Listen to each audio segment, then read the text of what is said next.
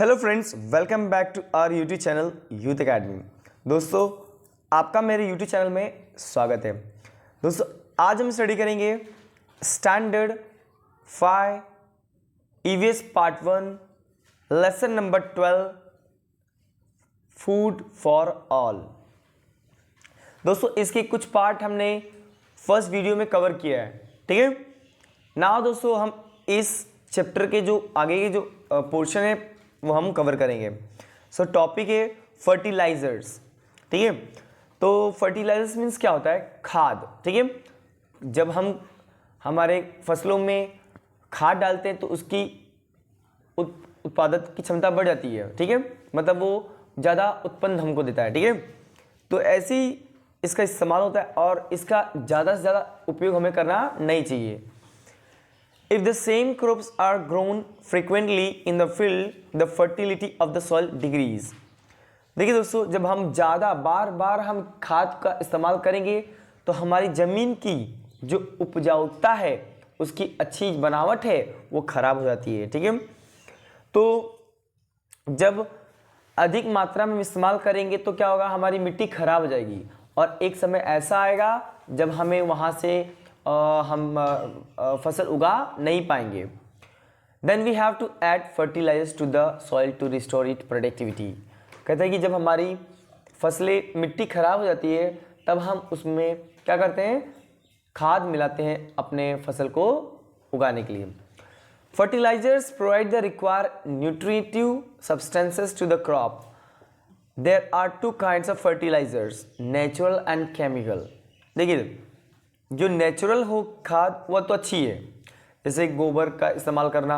गांव में आप देखा होगा कि खेतों में जो बचा हुआ गोबर होता है वो ले जाके डाल देते हैं, तो वो एक नेचुरल हो गया, वो खराब होता नहीं है, उसमें कोई केमिकल नहीं होता है, वो बहुत अच्छी खाद होती है और हमारा फसल बहुत अच्छा उगता है। लेकिन एक होता है केमिकल, जो हम क्या करते हैं, मार्केट से खरीद के ला करके हम लोग उसको रखते हैं। Natural fertilizers are called manures, ठीक है। तो इसको मैन्योर भी कहते हैं, जैसे कि दे आर ऑब्टेन फ्रॉम, वो कहाँ से मिलता है? तो material from available in the nature like green waste and animal dung. कहा ना आपको मैंने कि ग्रीन वेस्ट, जितनी भी साग सब्जियाँ हैं, जो भी पेड़ पौधे हैं, उसको क्या करते हैं? सड़ा देते हैं, ठीक है। और जिसकी वजह से वो क्या होता है? खाद बन जाता है। और दूसरा है एनिमल डंग। एनिमल डंग मतलब गोबर, जानवरों के गोबर से, ठीक है। केमिकल और artificial fertilizers are mixtures of the different chemical substance in the specific proportion useful for agriculture. आपको बताना चाहिए, केमिकल जो होता है उसको आर्टिफिशियल फर्टिलाइजर भी कहते हैं और इसमें अलग अलग प्रकार की क्या होती है? केमिकल मिक्स होता है, ठीक है। तो कहते हैं ना, केमिकल वाला चीज़ कोई हमें खाना नहीं चाहिए, क्योंकि हमारा स्वास्थ्य क्या होता है? उससे खराब होता है। हम केमिकल खाएंगे तो हमें अच्छा न्यूट्रिशन मिलेगा क्या? नहीं मिलेगा। हमारा सेहत अच्छा होने से ज़्यादा खराब हो जाएगा, ठीक है। इन ट्रेडिशनल एग्रीकल्चर, हम पहले ही ज़माने की बात करें तो लोग हमेशा organic manure such as compost were use. Compost मतलब खाद, जैसे कि गोबर का इस्तेमाल, है ना। जो भी घर में जो निकलता है, चूल्हा चक्कर करते हैं, उसमें से जो राख वगैरह निकला उसको जमा करके क्या करते हैं? जमा करके उसको खेत में डाल देंगे, है ना। आप देखा होगा कई बार गांव में फसलों पर अगर कीड़े लग गए तो उस पर ये डाल देंगे अपना राख, चूल्हे का जो राख होता है उसको छिड़केंगे ऊपर, ठीक है। तो इससे क्या होगा? वो कीड़े वगैरह लगेंगे नहीं, तो हमें खाद की जरूरत नहीं पड़ती है। मतलब केमिकल मार्केट वाला जो खाद होता है उसका इस्तेमाल हमें नहीं करना है, ठीक है। Chemicals fertilisers came to be used for thicker growth and higher yield. हम जब केमिकल इस्तेमाल करते हैं तो किस लिए करते हैं? ज़्यादा से ज़्यादा उत्पाद लेने के लिए, मतलब मेरे फसल ज़्यादा से ज़्यादा उगे, ज़्यादा फसलें हो, इसीलिए केमिकल का इस्तेमाल किया जाता है। However, the harmful effect of the use of this fertilizer soon become clear। और इस लास्ट आपको मैंने ये आपको बताया भी कि ज़्यादा उत्पाद लेने के चक्कर में हम अपने सेहत के साथ धोखा करने लगते हैं, क्योंकि जब ज़्यादा उत्पाद लोगे तो आपकी फसल अच्छी होगी नहीं, मतलब उसकी पौष्टिकता, उसमें न्यूट्रिशन नहीं होगा। ज़्यादा तो उगेगा लेकिन उसमें जो हमें चाहिए न्यूट्रिशन, जो प्रोटीन चाहिए, वो प्रोटीन मिलता नहीं है। तो दोस्तों इसीलिए हमें खाद का जो है केमिकल का इस्तेमाल करना नहीं चाहिए। कई बार आपने देखा होगा लोग फसलें उगाने के लिए वो पेड़, सीधा जो पेड़ है उसी के अंदर सुई लगा देते हैं, दवाई सीधा डाल देंगे। रात में देखोगे छोटा छोटा था और सुबह देखो तो एकदम बड़ा बड़ा लौकी हो गया। तो यह क्या है, केमिकल के द्वारा ही तो किया जा रहा है। नेचुरली होता तो समय लगता 4 दिन 5 दिन या 1 हफ्ता, लेकिन हम जल्दी जल्दी के चक्कर में क्या करते हैं, केमिकल का इस्तेमाल करके और 1-2 दिन के अंदर जल्दी से उसको बड़ा करा लेते हैं। ठीक है, तो जब the over use of chemical fertiliser leads to be accumulation of excess chemical in the soil, ज़्यादा अधिक इस्तेमाल करने से वो केमिकल हमारे मिट्टी में भी जमा होने लगता है और जिससे हमारी मिट्टी क्या होती है, खराब हो जाती है और फिर नेक्स्ट टाइम वो मिट्टी कभी भी आपको फसल उगा करके नहीं देगी, वो मिट्टी बन जाएगी बंजर। कैसे बन जाएगी, बंजर। This lower the fertility of the soil and the reduce is productivity. और आपको बताया मैंने कि हमारी जो फसल है वो उगेंगे नहीं, हमारी प्रोडक्टिविटी क्या होगी, लो हो जाएगी, कम हो जाएगी। Over watering makes the land saline and fallow. याद रखना, आपको पता होना चाहिए कि मिट्टी में अधिक पानी मिलने से भी मिट्टी खराब होती है। मिट्टी में अगर खेती में तुम खाली हमेशा पानी डालते रहोगे भर भर के तो आपकी मिट्टी खराब होती है। क्यों सर, क्योंकि सिंपल सी बात याद रखना, क्योंकि वो मिट्टी क्या होगी, सलाइन, खारा हो जाती है। कैसे होती है, खारा। और जो ज़मीन खारा होती है तो क्या लगता है आपको उसमें फसल उगेगा, नहीं उगेगा। ओके, देखिए this is a scene special in the part where water is available in plenty. और ये कहाँ देखने मिलता है, जहाँ पे पानी अधिक मात्रा में होता है। As for example near dam और ऑन रिवर बैंक। ये स्पेशली कहाँ आपको देखने मिलता है, डैम। डैम पता है ना, जहाँ पे बांध हो पानी का, या नदियाँ हो, नदी के किनारे जो जो साइड साइड करते हैं मिट्टियाँ, वो मिट्टियाँ मिट्टी कैसी रहती है, खारा रहती है। कैसे रहती है, खारा। If land becomes saline and fallow, okay, it has to be tested to find out which substance is lacks। देखिए जब अगर कोई मिट्टी क्या हो, खारा हो, ठीक है, तो सिंपल सी बात है उसमें फसल उगेगा नहीं। ठीक है, उगेगा नहीं। The fertility can be restore by adding the substance. और तब जाकर उसमें हम क्या डालते हैं, ऊपर से केमिकल डाल करके क्या करते हैं, अपना फसल को उगाते हैं। ठीक है, इट इज़ कॉस्टली। सही बात है सर, जब ये मिट्टी खराब हो चुकी है तो हमें ऊपर से खाद डालना पड़ता है और खाद फ्री का तो मिलता नहीं है, क्या होता है, पैसा लगता है। इसीलिए हमारी फसलें क्या होती है, महंगी हो जाती है। खाद ज़्यादा इस्तेमाल करोगे तो महंगी नहीं होगी, क्योंकि उसको उगाने के लिए आपने ऊपर से पैसा लगाया है। ठीक है, एंड टाइम कंज्यूमिंग प्रोसीजर। और टाइम कंज्यूमिंग मतलब समय भी लगता है इसमें। ठीक है, therefore it is better to avoid excessive use of fertilizers and water। इसलिए हमें ज़्यादा से ज़्यादा हमें पानी का और फर्टिलाइजर का, केमिकल का इस्तेमाल करना नहीं चाहिए। ठीक है, केमिकल का इस्तेमाल नहीं करना चाहिए। देखिए यहाँ पे फसल में स्प्रे किया जा रहा है कीड़ों के ऊपर। ठीक है, कीड़ों के ऊपर स्प्रे करते हैं तो इस तरह केमिकल लोग ज़्यादा से ज़्यादा इस्तेमाल कर रहे हैं, तो हमें इससे बचना चाहिए। अगला है दोस्तों प्रोटेक्शन ऑफ क्रॉप्स। क्या, प्रोटेक्शन ऑफ क्रॉप्स। अब बताइए अपने जो फसल है, अगर उसको कोई बीमारी लग गई, फसलों को भी बीमारी लगती है कि नहीं, उसमें कीड़े लग जाएंगे, उसमें अलग अलग प्रकार की बीमारियां, जैसे कि पत्ते झड़ना या फसल फूल ना आना। तो बता, फूल नहीं आया तो फल आएगा क्या, नहीं आएगा। तो ये सब बहुत सारी बीमारियां होती हैं, उससे कैसे बचें। तो देखिए डिजीज, बीमारी and paste attack can damage crops in the field. अब आपको पता है कि अगर कोई कीड़ा लग गया या कोई इसको बीमारी हो गई तो सिंपल सी बात है वो फसल क्या होगा, वो फसल खराब हो जाएगा। एंड एज अ रेमेडी, इलाज के लिए हमें क्या करना चाहिए कीड़े मारने वाली और pesticides are spray on the crops और certain chemical as rubbed on the seeds before sowing. अब कभी आपको सुना होगा कि जब फसलें उगाते हैं तो उस जो बीज है, बीज में ही क्या लगा देंगे, वो कीड़े मारने वाली दवाइयाँ, जिससे वो क्या हो, उसके अंदर वो आ जाए, ठीक है। और जब वो कीड़ा बैठे उस पर तो उसको खाकर क्या करे, मर जाए। अगला दोस्तों, स्टोरेज ऑफ ग्रेन। स्टोरेज मतलब अपना जो अनाज है उसको कैसे बचाना चाहिए। आपको पता होना चाहिए सिर्फ अनाज उगाना बड़ी बात नहीं है, अनाज को उगाने के बाद उसको संभालना भी बहुत ज़रूरी है। जैसे हमने गेहूँ उगाया खेत में, तो क्या ला करके घर में ऐसे फेंक दे चलेगा? नहीं, उसको प्रॉपरली उसको स्टोर, आपको पैकेट में, लाइक पैकेट कह रहे हैं हम, डब्बे में आपको रखना पड़ेगा अच्छी जगह पे, जहाँ पे कोई पानी वगैरह ना लगे, चूहे वगैरह कीड़े वगैरह ना लगे। Storing the harvest crop safely is an important as increase the productivity. What steps are taken for this purpose? The grain is dried well in the sun and the filled in sack. तो सबसे पहले क्या करना चाहिए, वो अनाज को हमें सुखाना चाहिए।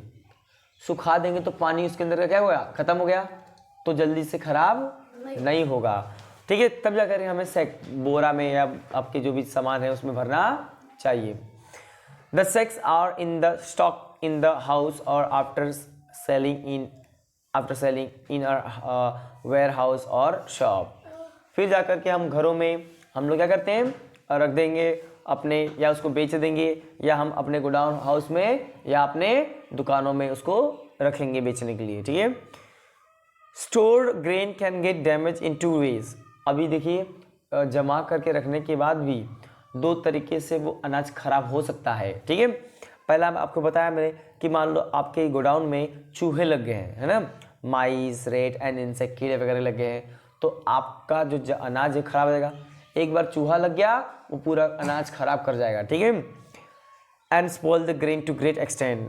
Also if the grain is stored in a close and damp space it catches fungus and become unfit for eating. और दूसरा तरीका है, जब अगर अनाज को आप ऐसे जगह पे रखोगे जहाँ पे गीला है, अब भी बताओ, अनाज को रख दे गीला, और अनाज सिंपल से बात है, तो सीधा पानी धीरे धीरे क्या शीत लगेगा ना, बोलते हैं हम लोग, शीत लग जाएगा, तो नीचे का पानी धीरे धीरे क्या करेगा, एब्जॉर्व करेगा, और सिंपल सी बात है आपका अनाज खाने के लिए अच्छा नहीं बचेगा। उसमें क्या लगेगा, फंगस, है ना, वाइट बोलते हैं ना, दैया लग जाएगा, ठीक है। तो वाइट जो फंगस होता है जिसे हम कहते हैं फफूंदी, ठीक है, सफ़ेद लगता है, जो रोटी में आप देखा होगा खराब होता है तो लगता है ऊपर, ठीक है, वैसे ही लग जाएगा, तो आपका अनाज खराब है। देखिए कैसे रखा गया है, अब स्टोर आपका दिख रहा है कि पहले नीचे प्लास्टिक की थैली बिछाई गई है, फिर उसमें पानी वगैरह नीचे से ना लगे, देन उसके बाद अनाज को उसके ऊपर रखा गया है। या हो सके तो कोई कबाड़ टाइप में बना लो, और जैसे लकड़ी का बना लो कुछ ऊंचा सा, और उसके ऊपर रखो, जिससे क्या होगा, नीचे का ज़मीन उसे टच नहीं रहेगा और उसमें पानी लगने की संभावना कम होगी, या पानी कहीं गिर गया तो पानी उसको नहीं लगेगा। बात समझ रहे हो? तो इस तरह आपको करना है अपने अनाज को सुरक्षित। To prevent such damage by pest, कीड़ों से बचाने के लिए केमिकल का स्प्रे करते हैं, प्लेस स्टोरेज अराउंड इट।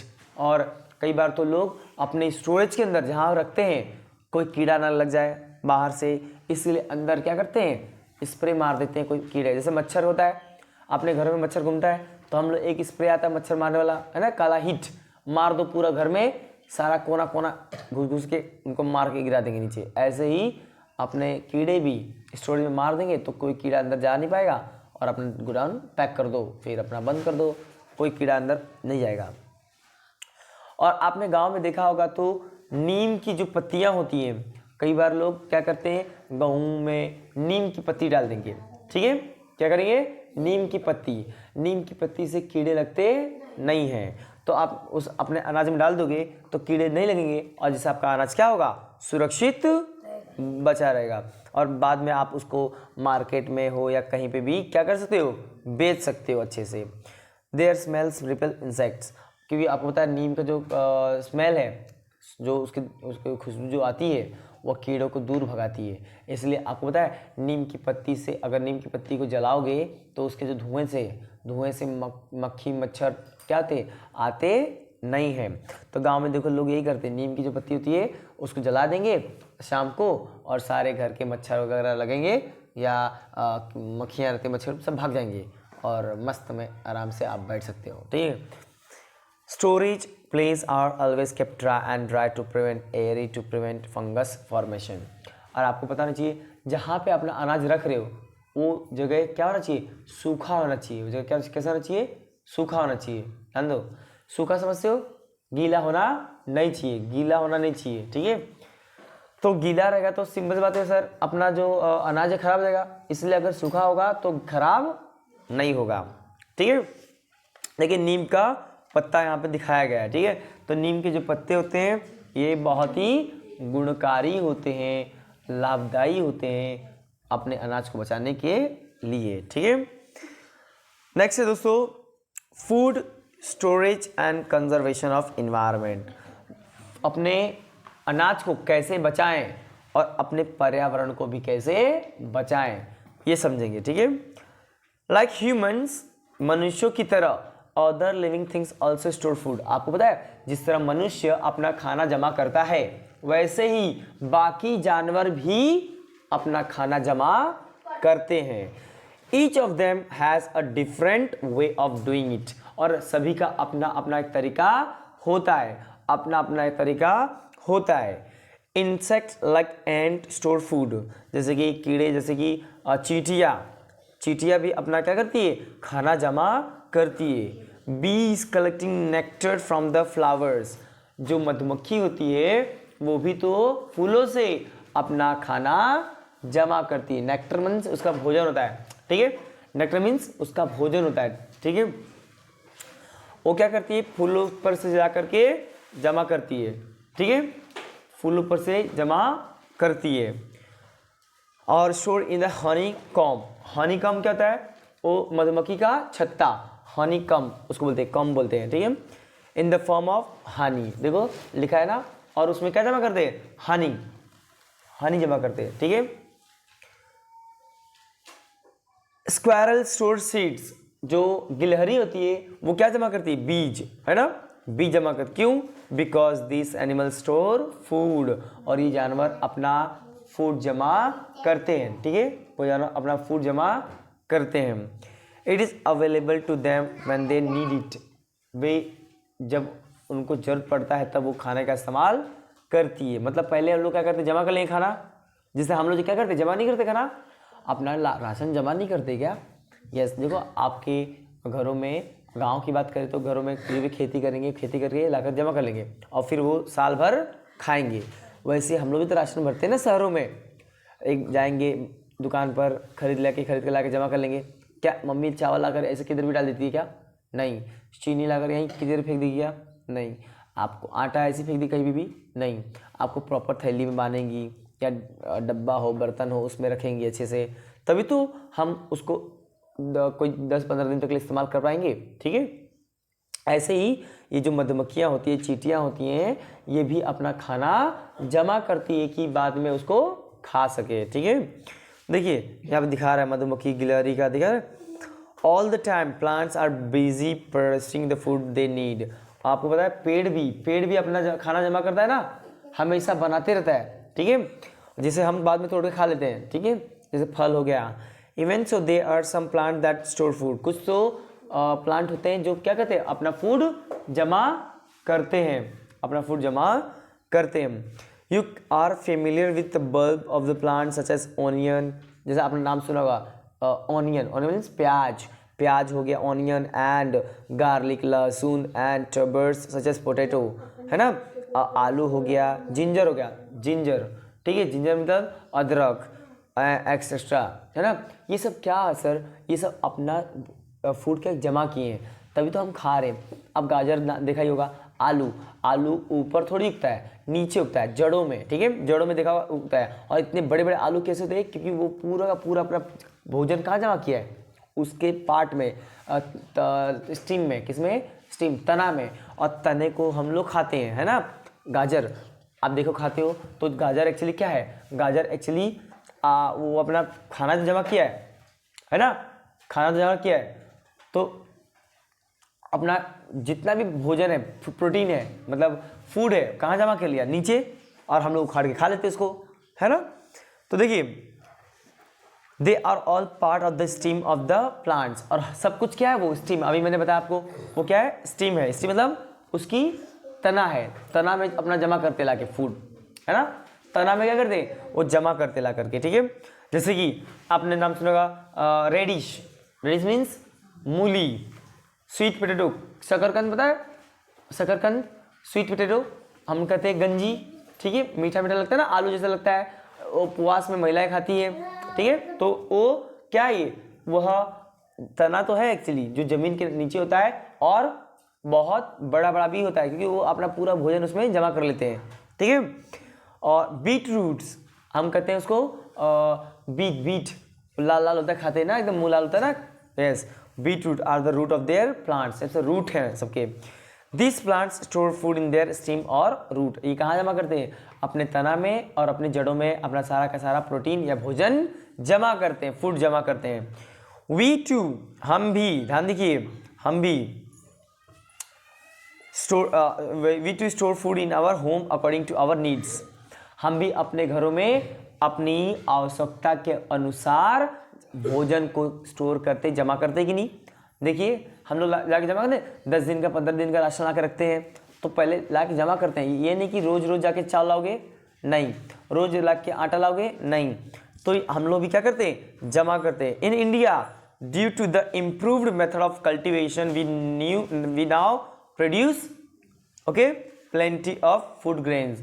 अब देखिए अपना भारत में क्या हुआ सर, कई सारे मेथड अच्छे आ गए जिससे फसल ज़्यादा उगती है, और हम भी अपना भोजन क्या कर रहे हैं, जमा करके रख रहे हैं, क्योंकि अधिक उत्पाद होगा तभी तो जमा कर पाएंगे। अब बताओ खेती हमारी होगी नहीं, थोड़ी सी होगी तो जमा कर पाएंगे क्या, नहीं, जब ज़्यादा फसलें उगेगी तभी हम उसको क्या करेंगे, जमा कर पाएंगे। The production excess to the demand, याद रखिए अगर ज़्यादा उत्पाद होगा, ज़्यादा फसलें उगेगा तभी तो लोग डिमांड करेंगे, अगर डिमांड फसलें नहीं है तो लोग डिमांड करेंगे, नहीं करेंगे demand. The surplus food grain is stored in the huge warehouse. अब बताइए जब आपके पास बहुत ज़्यादा मात्रा में फसल उगेगा, जैसे पहले 10 गोनी उगता था अभी 50 गोनी है, तो सिंपल सी बात है आप उस 10 गोनी का इस्तेमाल कर लोगे और 40 गोनी को बचा करके सुरक्षित रख दो, एक बार में तो खा नहीं जाओगे, पूरे साल खाना है ना, तो आपको खाना है या आपको बेचना है तो जमा तो करना पड़ेगा, खराब कोई लेगा क्या, नहीं, तो आप स्टोर करोगे अच्छे से। Sometime production is affected by the disaster such as flood, drought, a cyclone और हेलस्टॉर्म, ठीक है।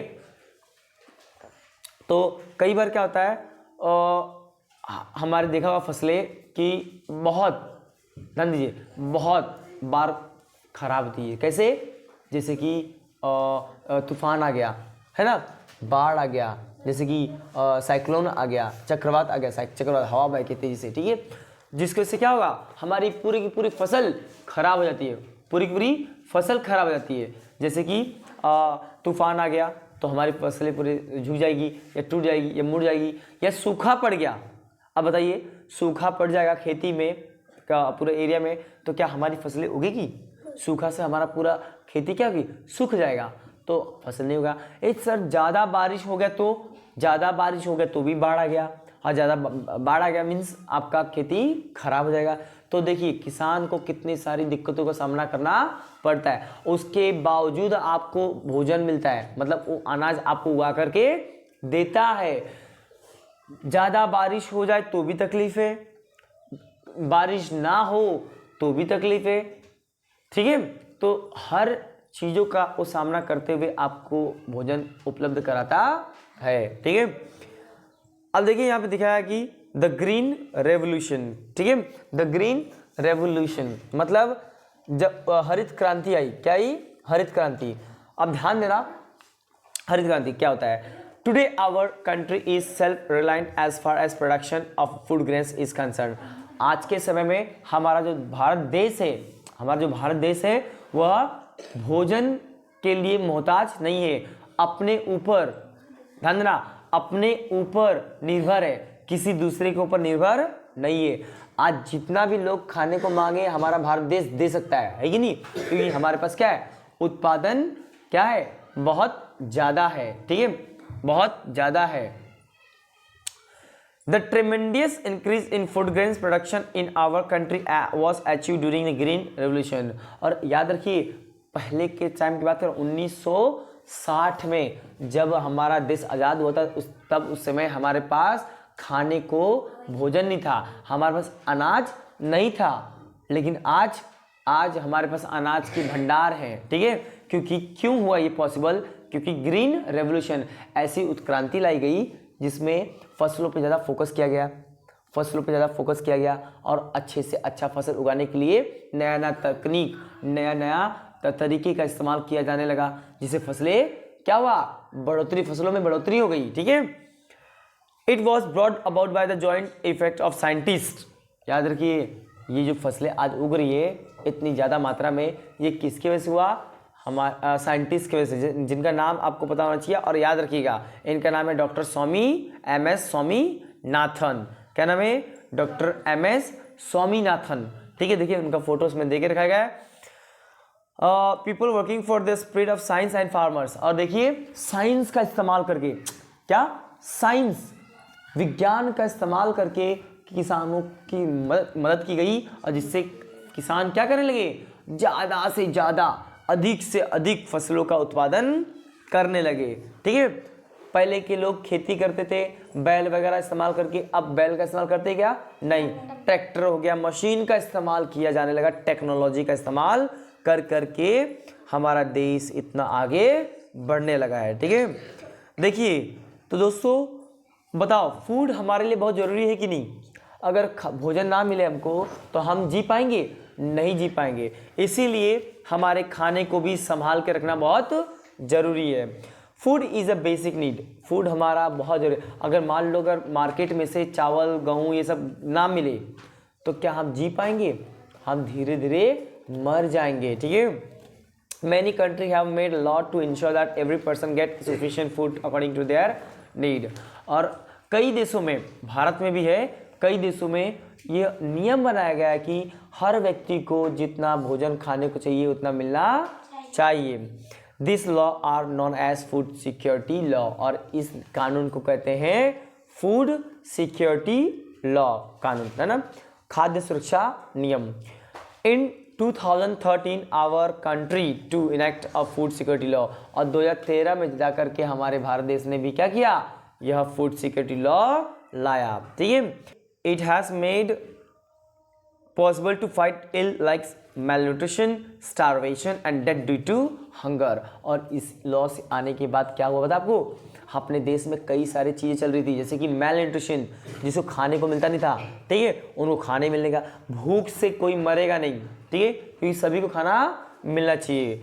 इसीलिए भारत सरकार ने, आपको पता है, एक नियम लाया है कि गरीब को 2 रुपये में गेहूँ और 3 रुपये में चावल ऐसा मिलना चाहिए। राशन की दुकानों पे 5 किलो चावल और 5 किलो गेहूँ कितने रुपए में, 2 रुपये और 3 रुपये में, मतलब कम से कम रेट में आपको मिलना चाहिए, जिससे कोई भूखा ना मरे, गरीब भी भूखा ना मरे, ठीक है।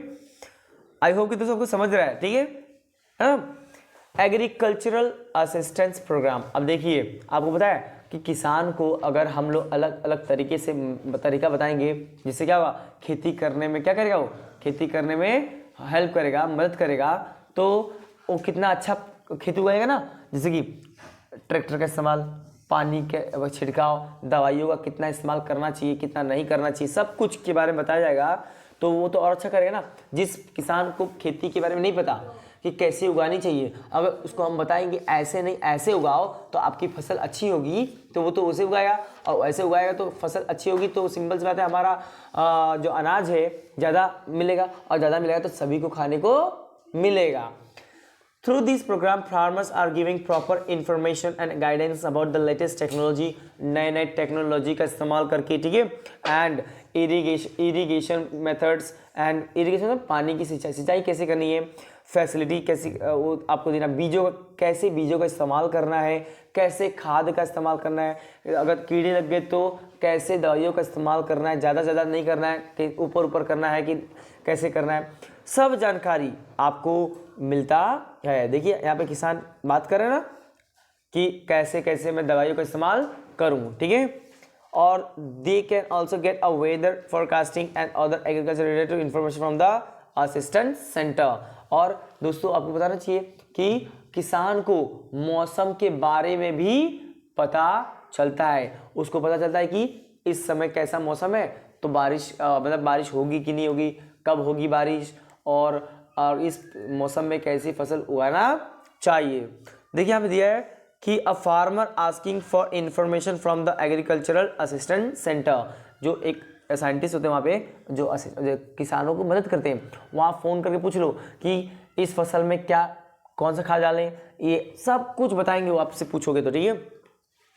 In addition, agricultural schools have also been started for farmers। और याद रखिए किसानों के लिए भी स्कूल खुल गया है, ठीक है, किसान उसमें जाएंगे और पढ़ेंगे, हम जैसे पढ़ते वैसे नहीं, वो खेती के बारे में पढ़ेंगे कि कैसे मिट्टी में कैसा फसल उगाना चाहिए, कितना बड़ा अगर फसल हो जाए तो हमें दवाई छिड़काव करना चाहिए, कभी भी छिड़काव कर देंगे नहीं, सब कुछ बारीकी से वहाँ पे स्कूलों में पढ़ाया जाएगा और उनको सिखाया जाएगा कि कैसे आप अपने फूड को, मतलब अपने ग्रेन्स को, अनाज को कैसे बचा के रखना है कीड़े वगैरह से सब पे। और दोस्तों ये भी सिखाया जाता है कि आप अगर फसल उगा दी हो तो किस तरह आपके फसल को बेचना है, बेचना भी तो आना चाहिए अगर आप बेचते हो तो, ठीक है।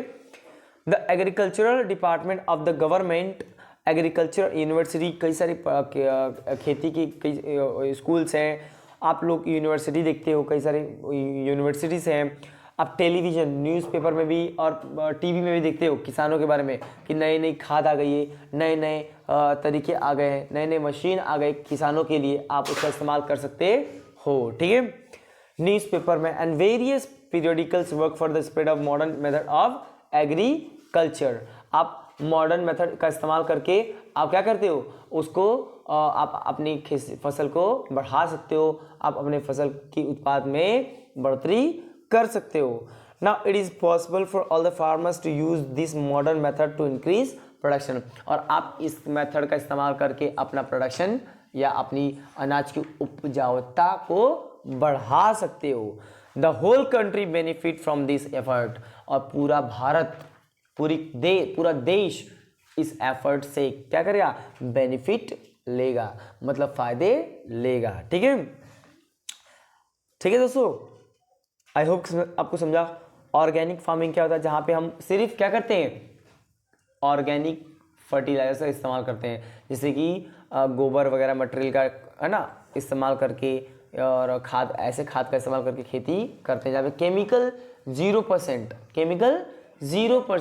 केमिकल थोड़ा भी इस्तेमाल नहीं करते हैं, ऐसे कि इस प्रकार की गई खेती को कहते हैं ऑर्गेनिक फार्मिंग, ठीक है।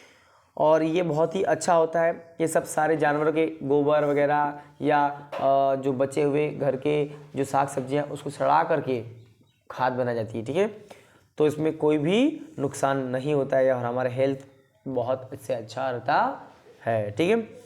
तो इस तरह दोस्तों ये था आपका लेसन कि आई होप कि आपको यह वीडियो और आपको ये लेसन समझा होगा और आपको ये वीडियो दोस्तों पसंद आया है तो प्लीज़ मेरे चैनल को सब्सक्राइब जरूर कर लें, क्योंकि मैं इसी तरह की educational and informative video upload करते रहता हूं। तो दोस्तों मिलते हैं नेक्स्ट वीडियो में, तब तक लिए take care and good bye.